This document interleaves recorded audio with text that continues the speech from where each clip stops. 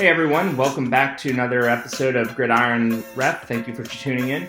Today's video is going to be about Post Scrimmage Kick Fouls, or what we refer to as PSK. Now, a few things about PSK.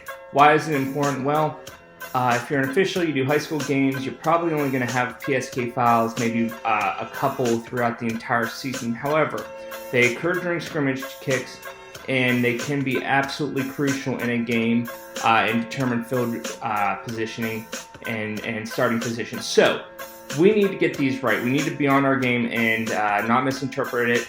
It's going to take communication within the crew and knowledge of the rules to get this right. Post-scrimmage kick foul, PSK, kind of confusing. It doesn't really say what it is.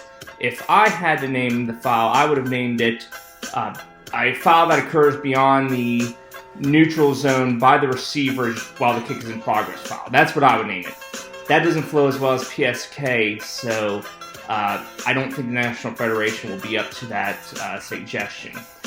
However, one thing that was told me years ago by Maryland State Rules interpreter Bill Whitty, he said always refer to it as PSKR because a post-scrimmage kick foul can only be committed by the receivers. It only affects the receiving team. When we talk about changes of possession, what I refer to and what a lot of officials refer to is during a change of possession, the new team in possession has to receive the ball with clean hands.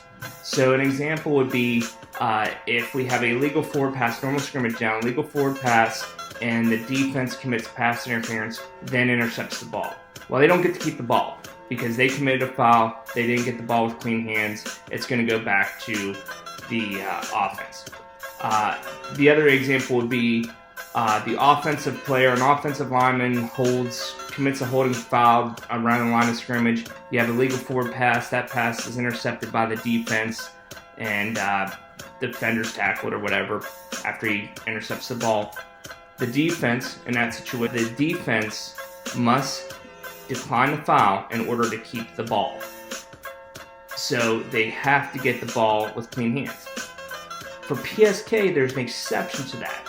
This is one of these circumstances where the team can commit a foul during the kick, and even though we had a change of possession, they're still going to keep the ball. We're going to penalize them. We're going to move them back, but it doesn't apply. It doesn't fall into that clean hands rule.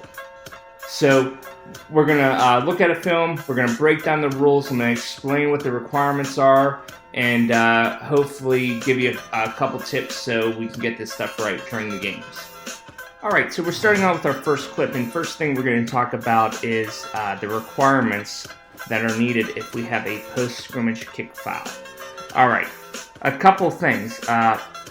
One, you'll see the team in green is receiving the ball. White is kicking to them. First off, we have to have a legal kick, and you're going to see the legal kick by the kicker here as soon as I hit play. But I wanted to go a little bit more in depth about kicking when it comes to the way we interpret these fouls. You see that Team White had been in scrimmage kick formation. Now the kicker's back here. The kicker, if he wants to run around for 2 minutes before he kicks the ball, anything that happens prior to him kicking the ball is going to be part of the kick. This is a little bit more difficult for people to understand and accept because we want to think about a kick only being when the ball is in the air. But when we talk about fouls, and we talk about loose ball plays, and we talk about occurring fouls that occur during the kick, we are talking about everything that precedes the kick. So everything that happens, this kicker, before he kicks the ball, runs around here for 2 minutes, we're all going to interpret this as part of the kick. All right, so legal kick. The ball's been legally kicked. He's allowed to do that. The ball must go beyond the expanded neutral zone. So we have the defensive line of scrimmage here. About 2 yards past that is the expanded neutral zone. So legal kick, ball must go beyond the expanded neutral zone, and the foul must occur beyond the expanded neutral zone. So now we have those additional requirements. And we're going to watch the foul occur in your right-hand screen down here. We have a hold by Green. And he takes him down. And what's still going on, the kick is not ended. So we have the hold here. The official sees it. He's going to flag it. It occurs before the kick ends. Now the kick ends here, okay? And the flag will come down in just a second. We have the running play. Now we have a running play and tackle. So, we had a legal kick. The ball went past the neutral zone. The ball ended up here. The foul occurred beyond the expanded neutral zone. And then the final requirement here is the receivers will be the next team to put the ball in play. So Green got the ball, he ran with it, and he's going to maintain possession of it. What we are going to do in this situation, you have the foul here, you have the end of the run here, the end of the kick was back here. Post scrimmage kick foul, because we met all the requirements of post scrimmage kick foul, we are now going to use the end of the kick as the basic spot. So this is completely different than what we normally do. All right, we're not using the end of the run.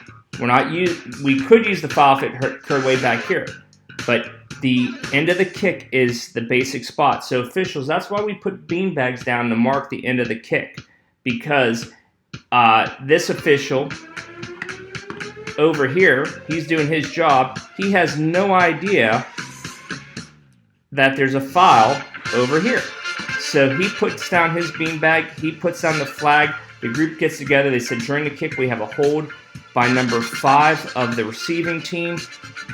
Because it's PSK, we are going to go 10 yards from the end of the kick, and Green will maintain possession. This is completely different. Green didn't get the ball with clean hands. We've been talking about clean hands. However, this is an exception when we can have a change of possession and the receivers can maintain possession of the ball even though they didn't get it with clean hands. We're just going to penalize them 10 yards from the end of the kick. All right, we're going to take a look at one that's not PSK. So we're going to have another kick, this time Team Green's kicking. Legal kick. Ball goes beyond the expanded neutral zone. Foul is going to occur behind the expanded neutral zone. At the bottom of your screen, you're going to see a flag come in. This one was for a hold. This occurred after the kick ended. So you see a flag. All right, now the kick is over. Team White is in possession.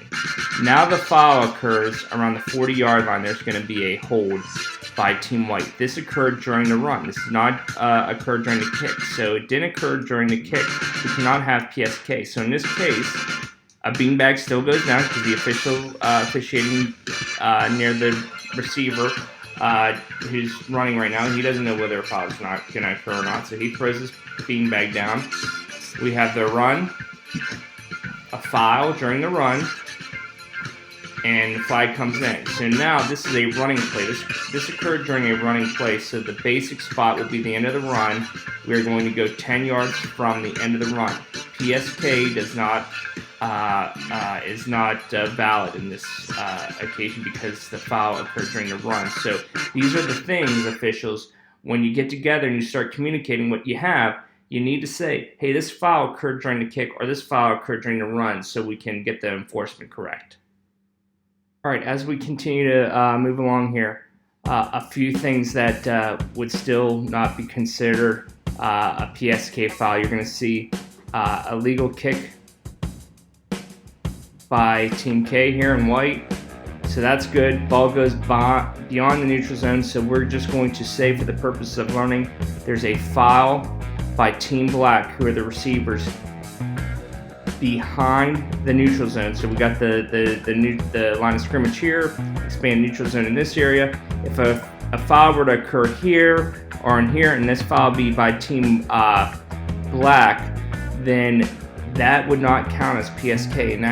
In that case, we would go previous spot. That means after everything's said and done and we get together and we say, hey, there was a foul, but it occurred behind the line of scrimmage, we cannot have a PSK foul. In that case, if there was a block below the waist somewhere in this area back here, we would then go 15 yards previous spot, and in this case, Team White would be awarded a first down. So we want to clarify that. Remember, what has to happen here? A legal kick. The ball goes beyond the expanded neutral zone. The foul occurs beyond the expanded neutral zone. This all occurs during the kick, and black is the next to put the ball in play. The receivers have to put the ball in play. If there's a muff or a fumble and white were to end up with the ball at the end of the down, that's a moot point. You cannot have PSK. In that case, white would just decline the foul and keep the ball and accept the results of the play. So those are the requirements for PSK. All right, that's it for post-scrimmage kick fouls. The one point I really want to drive home to officials is please, please, please communicate amongst yourselves. When we find that we have errors in enforcing PSK fouls, it's usually due to a lack of communications. It's not really due to a lack of not knowing the rules. It's just not communicating with each other. So stay in the rule book, keep working, and I look forward to publishing more videos. Thanks for tuning in. See you soon. Have a great day.